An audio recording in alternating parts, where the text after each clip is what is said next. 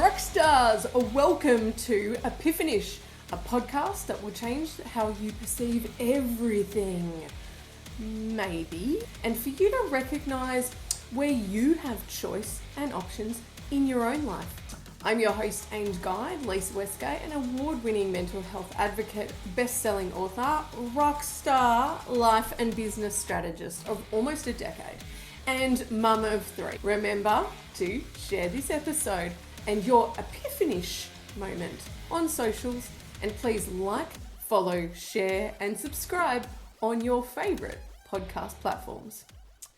Hello Rockstars! Have I got an amazing guest for you on today's episode of Epiphanish. Welcome. I want to tell you all about him. So, founder of the Business of Smiles and facilitator of the Smiles for Life dinners, Scott Carson is the best kind of extraordinary. With all the appearance of just a regular guy, Scott is anything but. Driven by a raging fire within to be the change that he wants to see in the world, Scott is a man that gets things done. With a passion for improving men's mental health and how we all connect as human beings, he is a powerful speaker, space holder, and thought leader. Welcome to Epiphanish, Scott Carson. Thank you so much, Lisa. And like it's a little bit humbling listening to that, right? Because as in general, I don't have a title. I just call myself a man just trying to be the best version of himself. And to hear your words come out like that, and I go, is that me? Do you know what I mean? Like, and I'm humbled by that, Lisa. I'm humbled by our connection. I'm humbled by the way you see the things I do. You're somebody who is actively involved in my life and what I do. And to hear that magic, I'm really humbled. Thank you. You're welcome. And a warning to any further guests: if you don't provide me with a bio, I'll write one, and then you have to live with it. Look, it is honestly, I guess my perception. I said to you before we jumped on, I think the way that I see you and would describe you was probably different to the way that you describe yourself. So, Yeah, but isn't that such an important thing, right? Because I just see myself as just a guy having a crack, and we very rarely are open to allowing people to share with us what their projection of us is. And if we're prepared to embrace that, we'll probably get shocked as just how positive that is. Oh, absolutely. And I think quite often I try and deliberately step back and acknowledge that the other people's perception of me is potentially more accurate than my perception of myself, because I'm carrying a whole lot of, baggage and imposter syndrome and, little old me, who'd want to hear me talk? Why should I start a podcast? And we all have those little, the itty bitty shitty committee in our head. But when people see us from the outside and they I guess we all make judgment, right? But they make judgment on what they see and our actions, how we speak, how we present in the world, how we display our values. Sometimes I think, maybe they're getting a clearer view of me than I've got. Like, because sometimes my side can be pretty muddy in terms of how I see myself. So I think it's important to be open to, what's the word? Like receiving, really letting in those external perceptions of yourself rather than, dismissing them or arguing. I've never been great at taking compliments, and it was a lesson. It's still a lesson for me to learn to graciously receive and say thank you when someone says something nice. Even if my little committee doesn't agree with it or they want to argue the point. Because someone said to me, like, when I dismiss a compliment or I downplay it, I'm diminishing what that person has said. I'm essentially saying, oh, you don't know what you're talking about, you idiot, like by going, oh no, oh, just this old thing, and all these things that we say to make ourselves more comfortable. And when someone pointed out, but, you're really pushing back and negating that other person's point of view. I thought, oh my god, I don't want to be doing that. Okay, I won't do that anymore. So I just practice saying thank you, even if it there's discomfort that rises in me. That's for me to investigate and get curious about, rather than shitting on their kind words. Really. Yeah, I love that, because that's, the opportunity to step into the courageous effort of saying to somebody, this is what I really like about you. That's courageous for me, because that's not the normal thing we're doing these days. we're living in this opportunity called life that is a little bit negative at the moment.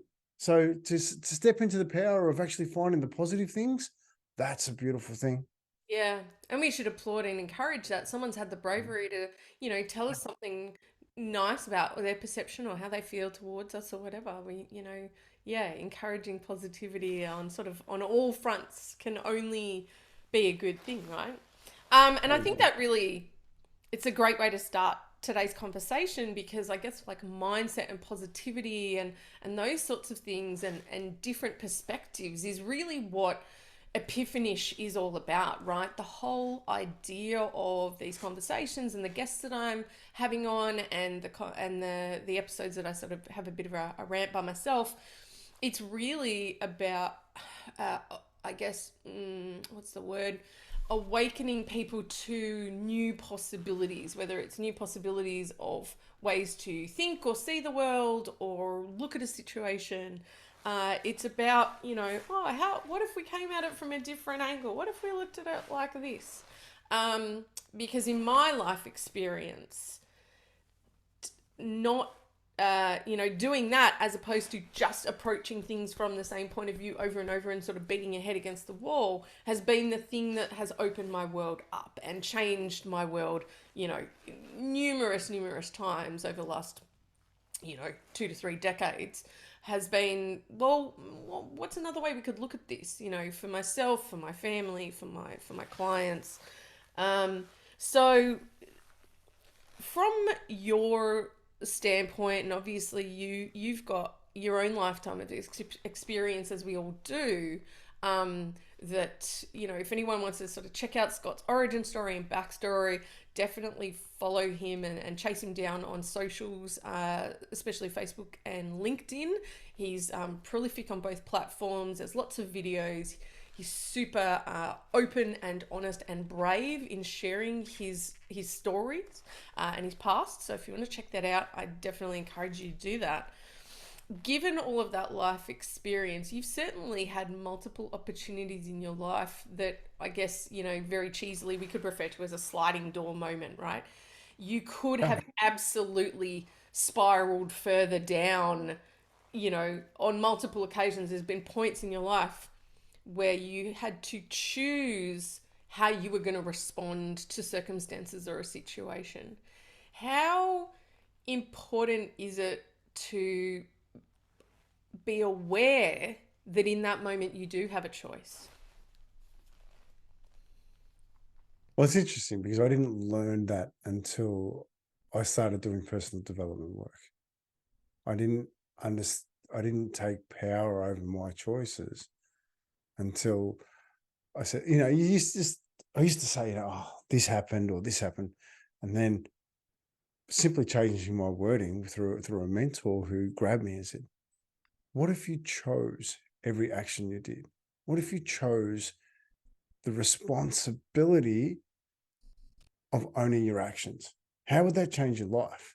And I went, ooh, that means I've got control over my life, right? Yeah. So that was 10 years ago. But before that, things happened to me. Mm. Yeah. They owned me. I didn't own them, so I couldn't do anything about them. So you were living reactively to the stuff. Based upon all the experiences that I've had in life. Yeah. Like that's one of the things that I straight into the deep end, right? That I'm really valuing my father-son relationship at the moment, and the way in which I'm trying to program Oscar's emotional experiences. Because so often, and for me as a young kid, being yelled at was a highly motivative situation, and it was for negative connotations. So, or experiences. So now with Oscar, with all the negative experiences, I try to discuss them really calmly and work through the consequences, positive and negative, and give him the opportunity to respond. And then have the big emotional situations be a fantastic celebration of something we've achieved. We've currently got a scenario at the minute where if he gets through to 7 days, we're going to celebrate it.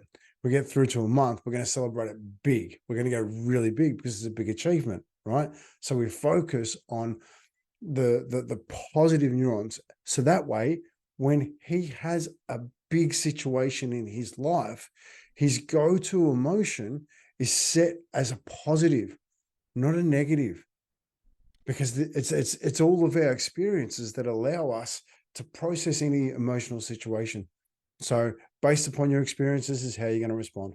Sounds like you're gifting him the ownership of his choice, which you didn't get until 10 years ago. Whereas 100%. he's, for context, guys, Oscar's 12. Yeah. So, in terms of the head start that he's getting in life for things that, we only figured out in our 30s, to be able to give that to our children, to impart that level of awareness of the gift of ownership and responsibility, right? Responsibility, I think, is often seen as a negative. Oh, I'm a grown up, I have lots of responsibilities. Responsibility, as far as I'm concerned, like I talk about radical ownership, right? Which is owning everything, good, bad, fuck ups, all of it. But it's mine because then I get to choose what the payoff is, or what happens next, or what the learning or the response, or so if it's great, I own great, I did great, right? And if I messed something up, I'm like, I totally screwed that. Okay, but what can I learn from it, right?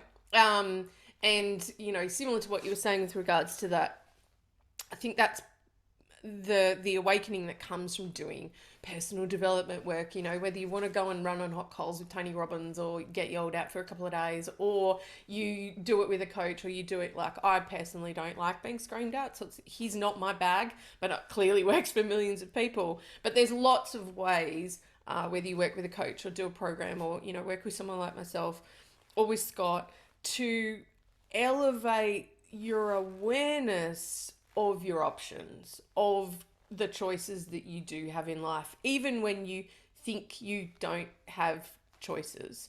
And we spoke about this in episode, let me get it right, 2, I think, with Kim.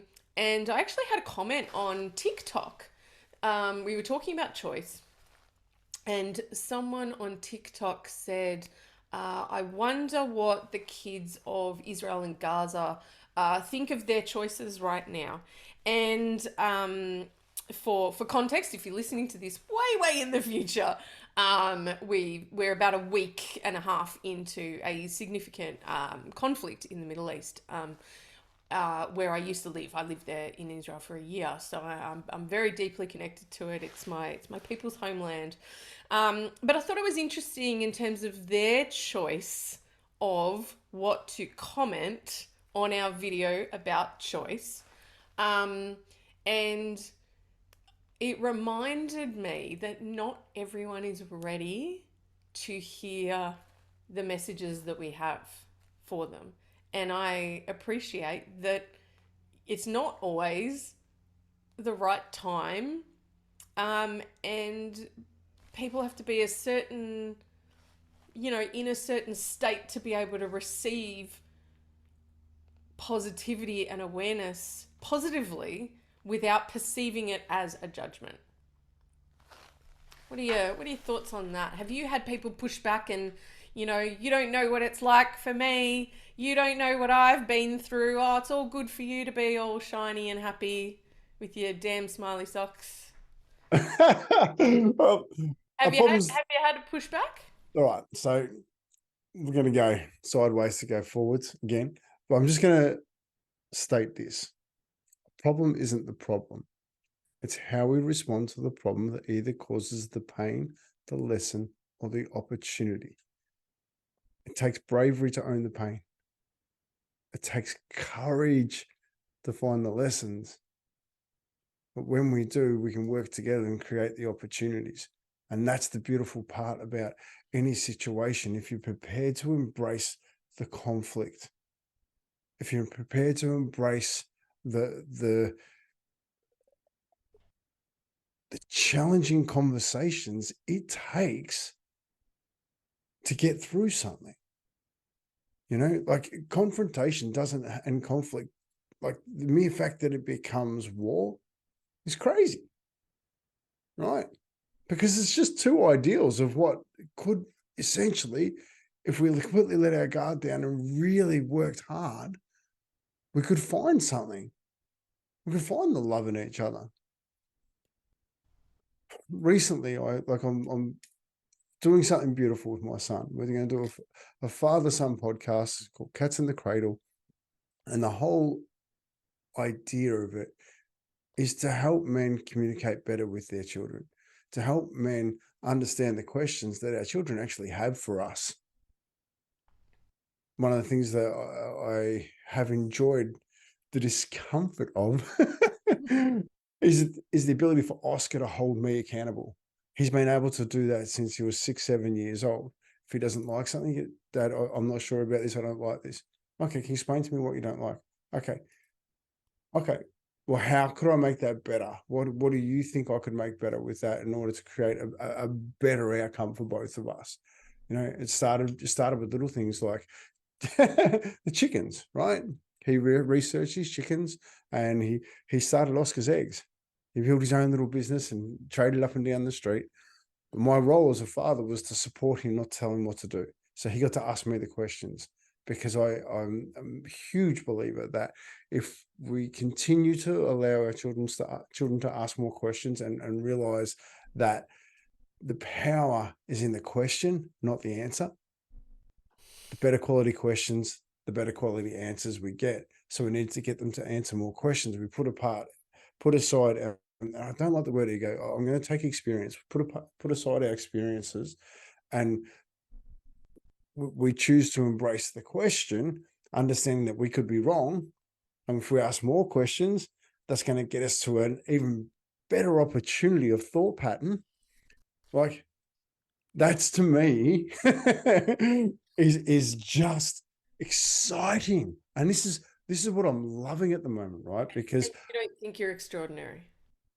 hey, And you don't think you're extraordinary. I'm just an average dude having a crack, right? Okay. Right. But so dance with me on this, right? Because I think this world of abundance that has been created has created a new opportunity of self. Holy moly, I've got everything. But I still don't feel right, right?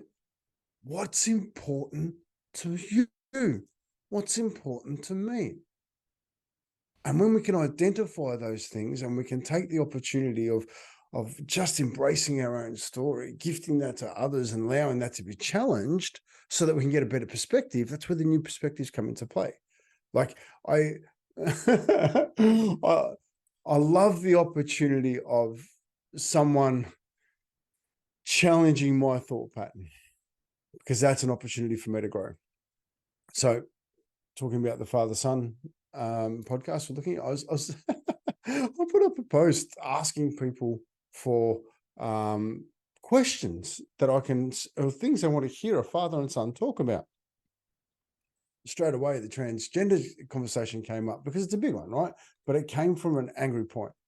And I said, well, listen, I really appreciate this because it's a father-son relationship and it's a challenge in society at the moment. So let's have a conversation about it. And I put my point of view across. And I got smashed for it. And I'm okay with that, right? Because I'm happy to grow.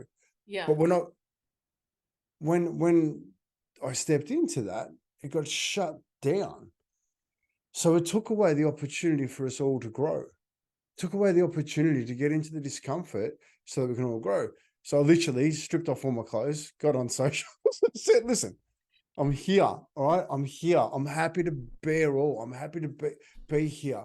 But if we're going to have conflict, please don't run from it. Please stay with me, because I'm happy to spend the time and the energy so that we can both walk away and learn each other more. Because when we understand each other, we don't fear each other. Yeah. But we have to take the courageous step of just, okay, I'm feeling this way and I'm triggered and it's mine, but I need to listen to what's coming up so I can understand more about me. Because there's the very real possibility that we could do things better. How many times in your life have you made a decision, and after you've made that decision, you go, oh, actually, now that I've made that decision, this has been the consequence, positive or negative. I could possibly have done it better if I had have implemented this. And that's the perfect thing, right? We don't need to So make each other wrong. I We guess just need to understand each other. so. I assume then that growth is one of your highest values. 100%. Yeah. So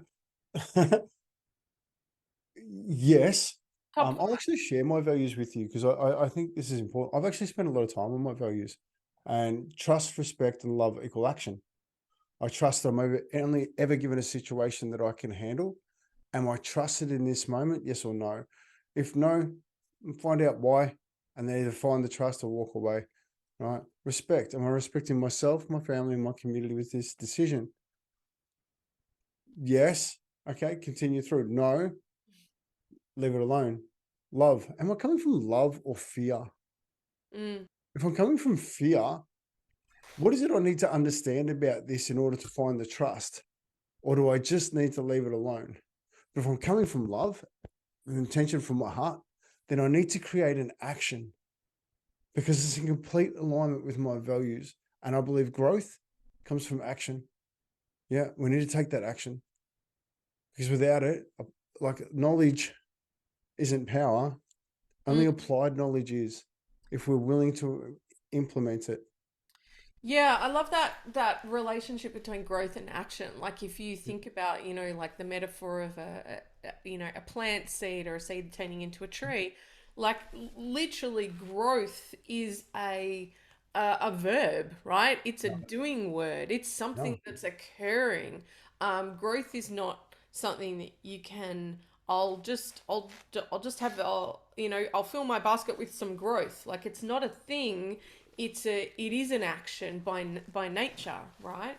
I love that, and sometimes that action is reading a book that helps you grow. Sometimes that like it can be a sort of a quiet internal action, or it can be a loud external action. But growth requires, by definition, action. I love that relationship.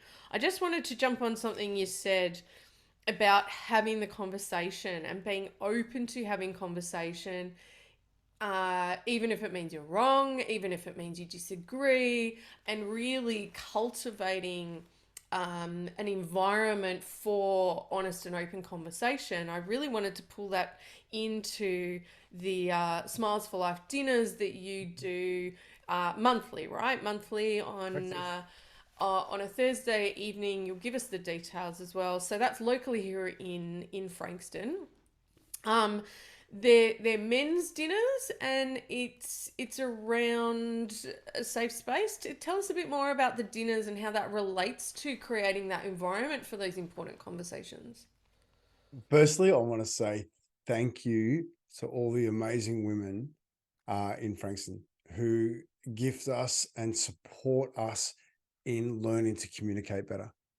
Right, Smiles for Life is a place for men for 2 hours once a month, second Thursday of the month, to actually come together and stumble through conversation. It's always a guided conversation. It's a, like, last dinner, there's only 3 questions asked. What made you smile today? what made you smile this week? And what's made you smile this month? And it filled 2 hours of conversation, right? Because it brings up stuff when we have to go back and think, well, what is it? What is the joy? And some of the topics, people have been really happy about things you would not expect. I'm going to respect a lot of the people that came, so I'm going to hold that information. But it is absolutely wonderful seeing men, and my son, who's 12, Oscar, like, he comes to these dinners. He's my 2IC. He gives everybody their name tags, tells them where toilets are, does all the bits and pieces. Oh, he's an excellent little event organizer. Is he what? I don't know where he gets it from. He's like, Dad, they're in the bag. He knows where everything is. He's all over 100%. There's drinks, this, Yeah. this, right? He's So, great. but I asked him on Thursday night, there was a big conversation that happened, right? And I am very open with my life. I don't hide anything.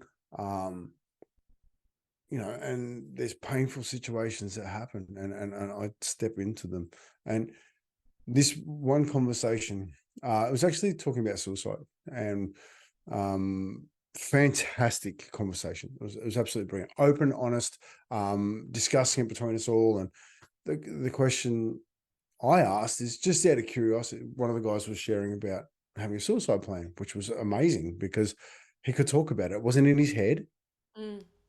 He'd written it all out. I said, okay, what are the steps? And we unpacked it, and we added some additional steps, and we created some more safety around it. And then I said, just out of curiosity, how many guys here have thought about suicide? What a powerful question. 90% of the men put their hand up. Right? So can I just, let's just grab that for a second. What an incredible space. Yeah. I really want to acknowledge it, and I know that you've got lots to tell us. What an incredible space for all of those men in that room, whether they put their hand up or not, to feel comfortable to be able to make that choice, whether they're going to put their hand up or not, right? Like that is a testament to the environment that you have created in these events, in these dinners. And there's it's not always all the same men every month, but there is sort of a overlap. Like you'll have men come back to dinners, so some of them know each other, some of them don't. And still, for you to ask a really chunky question, for them to feel safe enough to honestly answer that and be brave enough to do that, I think that's remarkable. And if anyone has bothered to read the show notes for Epiphanish, there is a donation link to Scott and Smiles for Life, the Business of Smiles, because of this kind of work, because I have been in this personal development, mental health space for about a decade, and I've seen lots of do-gooders come and go. I've seen lots of people talk a good game about things that they were going to do, that were going to change the face of mental health, and they were going to do this. And I've seen them come and I've seen them disappear for all kinds of reasons. Some of them ran out of steam. Some of them realized they had their own mental health stuff they needed to go and deal with. No harm, no foul. But what I love about you, Scott, and your work is you walk the walk. You're doing the do. You're hosting dinners. You're creating these safe environments. You're guiding conversation. And we know that, you drop that pebble in the pond. Let's say you've got 25 guys at a dinner. That's 25 pebbles in a pond that have been thrown in once a month that absolutely ripple out to their family, their workmates, their community. And that's how we create change, right? So I wanted to really jump on that and not brush over the genuine shifts that are being created over dinner and conversation, right? It's not a heavy, you're not always like, we're going to do, it's not a lecture, right? It's connection and building relationships. So thank you. Well, I love it, right? Because just on that, and I'll get back to what I was saying in a minute, where I was going with it. But my proudest moment was a few weeks ago when um, guys come and like some guys come because they love learning from one another and they take away so much when we listen to each other's stories and what makes us happy. Like we just all grow, like because we're experiencing the emotion, like positive and negative, right? So I think that's something I do want to hit in a minute. But Mm. what's the most beautiful thing? So one guy split with his partner, didn't really know a lot of people, came down just because. And there's formed a mateship between the core group.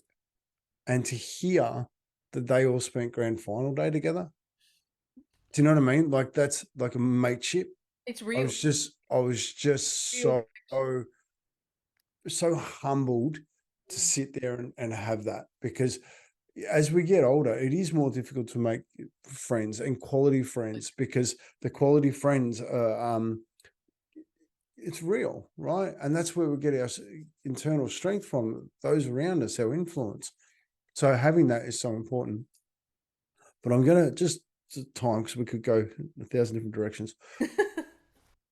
So we just had that conversation about suicide, right? So I checked in with Oscar on the way home. I said, Oscar, I said, listen, I I really value having you at these. I love it. I love it. You're such amazing help, and I completely and utterly trust you to do everything. And it's just wonderful. So, but I need to check in with you. I need to know how you're feeling about things, because some of the conversations are big. Like tonight, we talked about suicide, and like I know you understand a lot of what I've done in the past. So I've never hidden that from you. But to sit there with all these men talk about that, what did that mean to you? He goes, Dad, I actually love it. I actually love the fact that I'm amongst men and I'm listening to their stories so I can make better decisions. I'm listening to their stories so that I can see what's more important to me. And I'm like, is it too much for you? Like, because you're 12, I know we've got a bit of a different relationship, but is that too much for you? Because like it's open. Because Dad, I enjoy it so much, being around other men, and I've never treated Oscar as a gentle little boy, right? I've always helped him work through his situations when he was extensively bullied at school, and like he's a big kid, like had rocks thrown in, kicked in their head, punched, just horrible stuff. I always gifted him the opportunity to resolve that. How do you want to deal with this? What is it you want to do? I said, anytime you want me to step in, I will. He goes, yeah, Dad, I don't know if it's going to make it better or worse. I said, so how do we make you stronger? And gave him the power, got him to speak about it, got him to talk to others about it. Yeah. My job as a father is not to tell him what to do. It's to teach him how to resolve his own stuff, teach him who he needs to speak to. Who do I need to put in front? Who do I need to ask questions? You can ask him who his people in his life are that he can call to ask questions. Boom, boom, boom, boom. And I think if we want to create safety for our kids, build a network of trusted adults around them, right? So that they get the values which we hit before, right? Pick people in your life that have got similar values to hold him there. Like I think that's imperative. Yeah, I love all that. It's hard to find one bit. We do need to finish up. Of course, I literally wrote down three things that I was like 3 points. We've talked about one of them. So there's lots more we could discuss. Yeah. I was having a chat to a family member recently around men's mental health. He sent me a video. I think you posted the same video on LinkedIn. It's a British mental health video of two guys at a footy match or something. It's an awareness campaign. And he sent me that, and he was like, watch this, it's really good.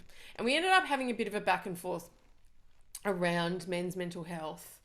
And I asked him, just quickly to give context around this.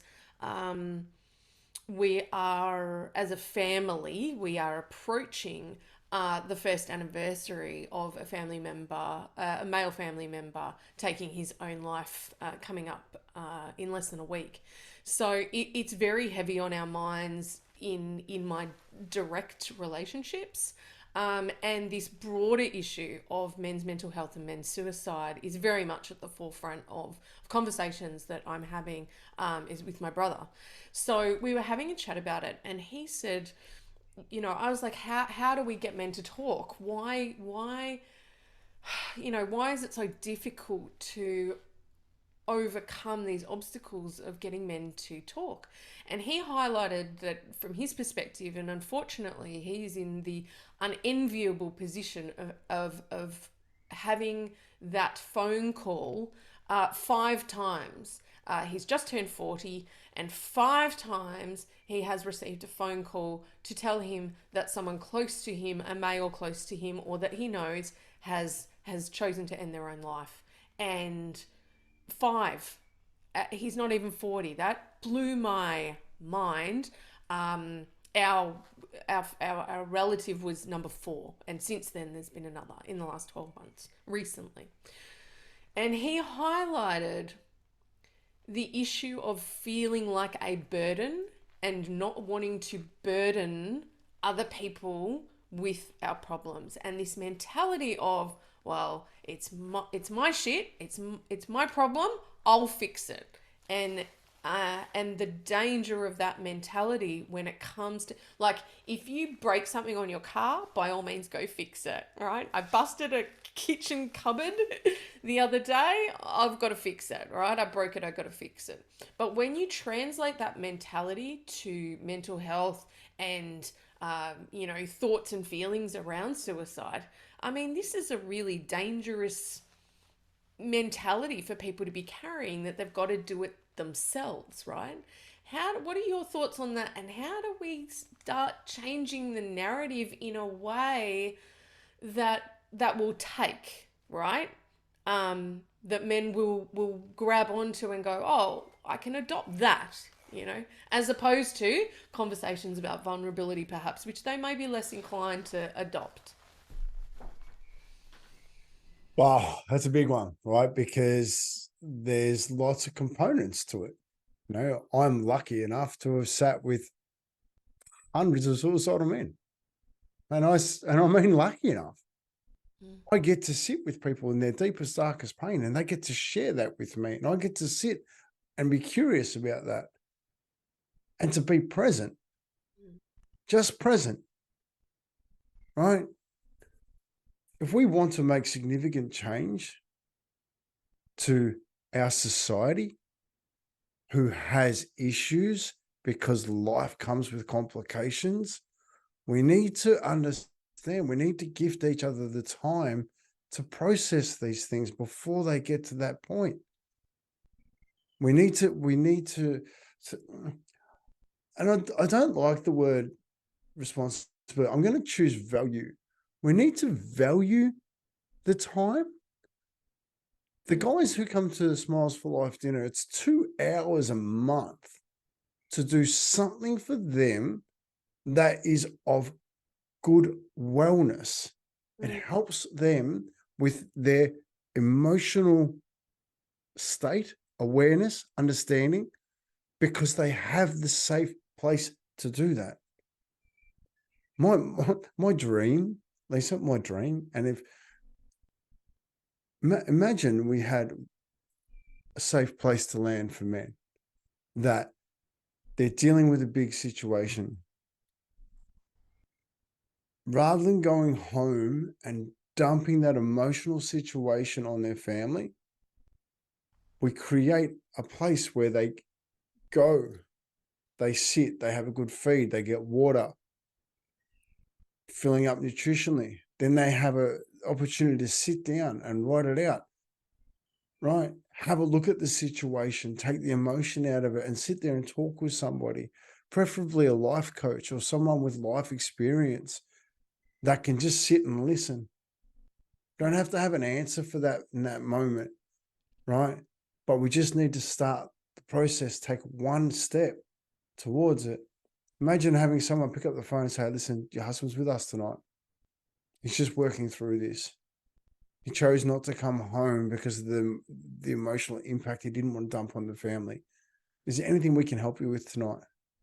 He's just going to stay with us so that we can work through this, so that tomorrow when he comes home for the kids, he's in a much better place. And we've got some solutions for him, hopefully, as we work it out in the night. Do you think men would come? Like if let's vision this out, right? If that place exists, it exists. It's got the right people on board. It's paying attention to body, mind, and soul, all the nourishing on all the levels. How do we get them to turn up? How do we get them to make that? Because at some point there's still got to be a choice to make themselves a priority. But here's the choice. To show up, right? Who do you want to gift that pain to? You can take responsibility for the pain and not give that to your family. You can take responsibility for that and not gift that to those around you. You can take the responsibility for the home stuff that can be really hard at times, to not take that to work and then dump that on your work colleagues because they did something wrong and then just smash them. Then they have had a crap day at work and then they go back to their home and the cycles continues. We can make the choice. I'm going to own my pain today. I'm going to own that. I don't have the answers, but I need to see it differently, because if it's in here, right, a pair of socks, right? Dark days. Black dots represent our dark days. We all have them. No one's getting out of that. There is more sunshine. There is dark days. We just need to not find a way, because our dark days are generally between our ears. We either own them or they own us. So we need places to be able to process that. Oh, imagine an employee, like a workplace, right? I'm going to go with a building site, right? Go to building site once a week for half an hour. Hey guys, just checking in. What's the stuff going on in life right now that you could do with help? What is it that if you could do one thing today that would take away a little bit of stress, what would that be? Might be finances, might be, how do I deal with this situation? Right? My kids, they're getting bullied at school. I don't know how to do it. I'm bloody angry about it. Right? Great. Who do we have? Who do we talk to? What can I watch? And this for me is the most beautiful part of all of this. Okay? The awareness has been happening. We're finding new ways to grow. I think it's wonderful what's happening at the moment. Just having these conversations and looking at the possibility. Our fathers didn't have that. Yeah. Our fathers didn't have the time to go and understand all the abundance of wealth that gives you all these wonderful things, that allows you the time to think. They were out working flat out. They were, I don't know, how do you numb life? How do you numb your situations? Like Smiles for Life dinners and no alcohol, right? Every single man that comes to those dinner leaves better than what he came. He then goes home to his family, whatever situation he's got, better than what he came. Yeah. If we can choose to do things that make us better, even just once a month, for the people around us, the impact, the ripple, it's huge, right? I think men are doing an extraordinary job at the moment. I think we're learning. Like anything, growth, you got to go into the darkness to come out of it. Like my smile here, literally, is a smile emerging from the darkness. Socks. Why did I choose socks? Is so important, because I'm supporting our foundations. I'm going back to the things that hold us up, our feet, letting everybody know that we all have dark days, because we do. And I'm the luckiest guy in the world. I really am. I've had some extraordinary experiences that have gifted me. And the thing that I was speaking to the guys last night about it, and if I had to summarize my entire life, it would be no one's ever made a decision to make the wrong decision. When you know that, the only way you can move forward is by understanding what experiences they've had that made that decision right in that moment. No one has ever made the decision to make the wrong decision, Great. including the person making the statement. For me, what that elicits is it invites forgiveness and self-forgiveness, right? Like it invites you to go, okay, well, they didn't do that on purpose. Therefore, I can approach even a negative result or outcome with forgiveness and compassion. But shit, if that applies to me too, I then have the opportunity to invite forgiveness and self-compassion, right? Self-forgiveness and compassion. Um, what a simple, powerful understanding to flip the script, right? To create a new perspective.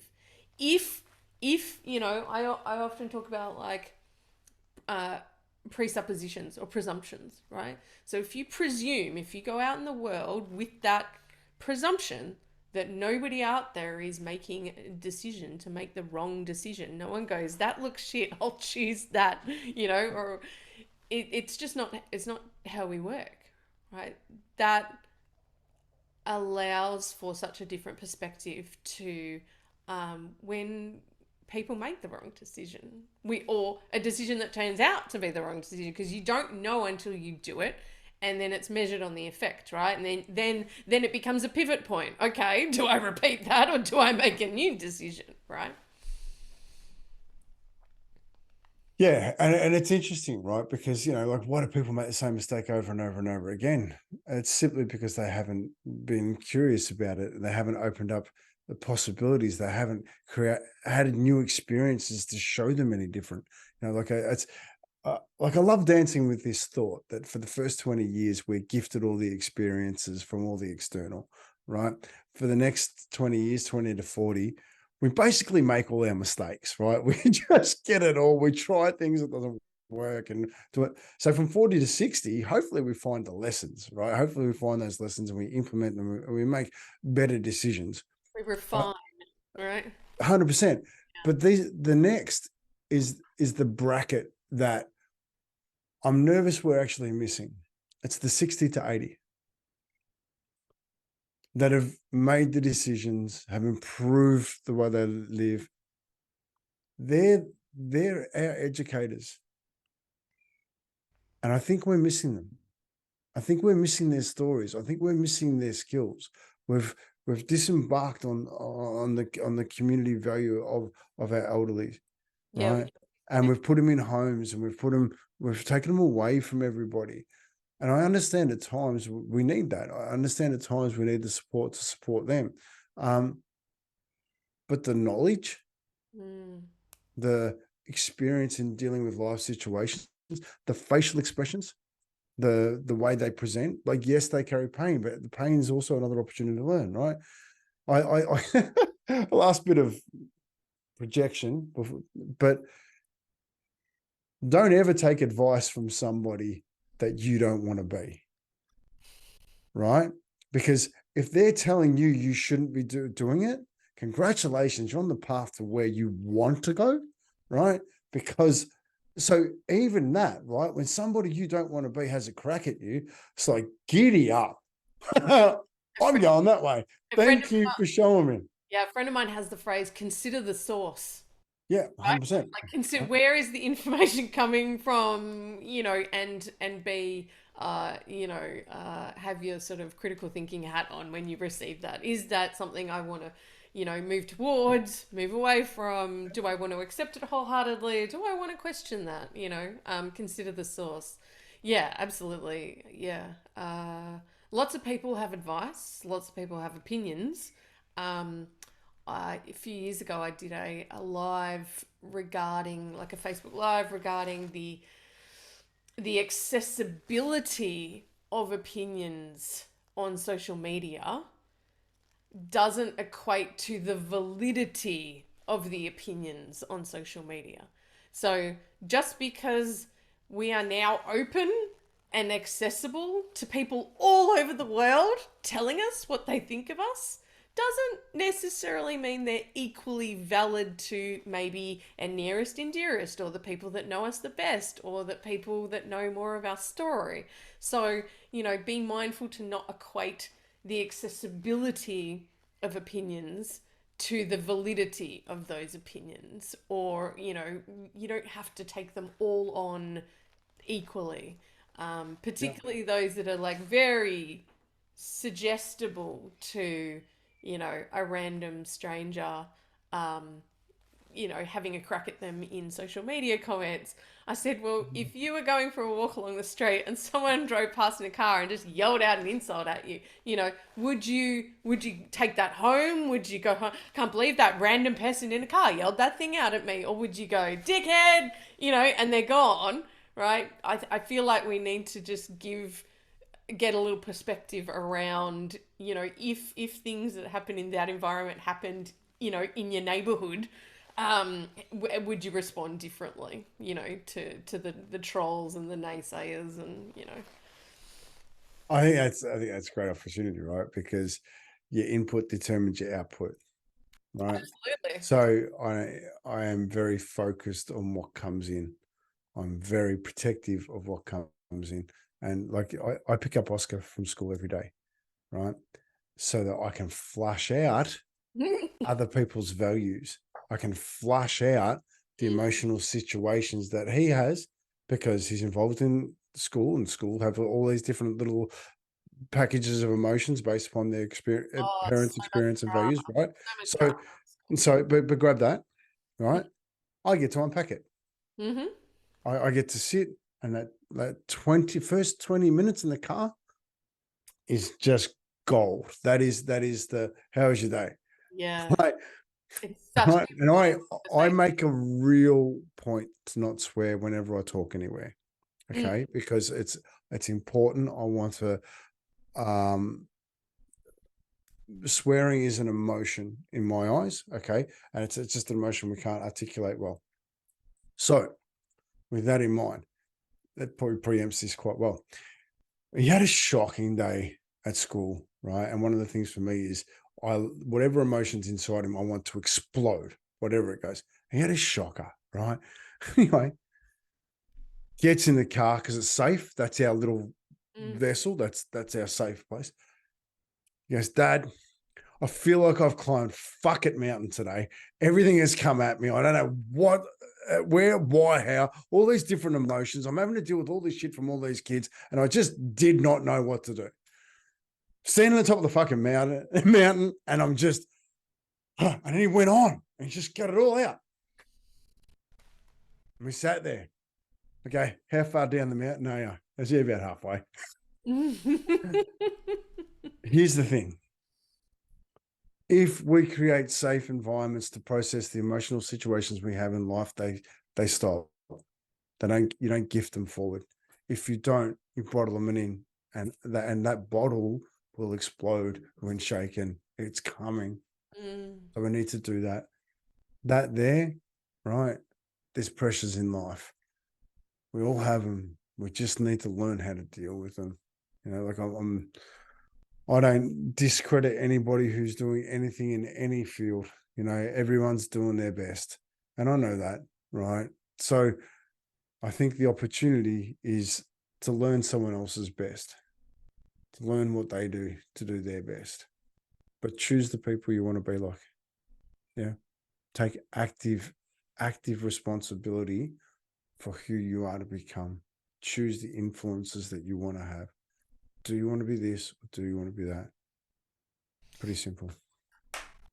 Well, I actually think that's an amazing note to end on, because when I grew up, want to be a little bit like Scott Carson. Thank you very much for your I'm only Don't ever grow up. I'm only a few years younger. Don't ever grow up.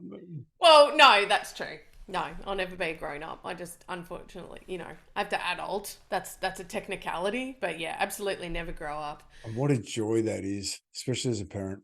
It's a I privilege, love it. absolute privilege every Mm. day that I wake up in the morning and the sun has risen and it's a new day. It's a privilege. I did a gratitude walk on the beach this morning. Um, I'm just stoked to be here, right? I'm just in the world, in life. And I don't feel like that every day, to be totally transparent. I don't feel like this every day, but right now I'm just thrilled to be here and to have the opportunity to live life and all that encompasses. It's just the life is right now. It's such a privilege, and that's by no means measured by any external measure. It is 100% just my personal internal state right now is just absolute gratitude and life feels like a gift. You have been a gift, Scott Carson. Thank you so much for giving of your time today. Where is the best place for people to find out more about Business of Smiles? Give us the website. So www.ihopeyouaresmiling.com. I invoke real human connection. When I speak from my heart and I am raw. And I make no excuses around that because life is real.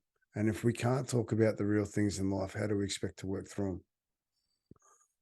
Give me the opportunity to speak to your communities. Give me the opportunity to speak to your workplaces. Give me the opportunity to be a part of presentations so that I have more fuel to buy more socks to gift to more people, to let them know that someone cares in a moment.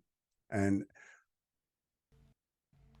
I don't know, like recently I've been working out life changes, right? The ability to be able to change situations and adapt to it is the key to life for me. It has been one of the most beautiful things hearing the feedback from people who have had to sit down for half an hour after I've spoken because I've challenged them so much in life and through my presentations that they're thinking about themselves, thinking about how they can do better internally. If we can all just take that little bit of chunk and just go into thought about how we can just do that little bit, that little one thing that's going to make something better for us, it makes it better for everybody. Yeah, sorry, just tangent. That's me. Yeah. But yeah, so I love it. That brings us back around, right? It's about being the change you want to see in the world. 100%. Don't project it, be it. Yeah. 100%. Beautiful. Thank you so much, Scott. I have a suspicion we've got more to talk about, and just a reminder, there is a donation link in the show notes. If you'd like to support Scott and the Business of Smiles, you can get yourself some socks or you can make a straight up donation, whatever you are most comfortable with. And please follow him on socials. Thanks again and talk to you soon. Sorry, can't go yet because I want to say thank you to you, Lisa. I want to say thank you. Thank you for your support and thank you for seeing what we do because it does make a difference. Your support of me has made a huge difference to other people. You gifting me your support allows me to make our community better. So I can't thank you enough for that. Oh, it's a privilege and an honor, and thank you for saying so. My heart to yours. You take care.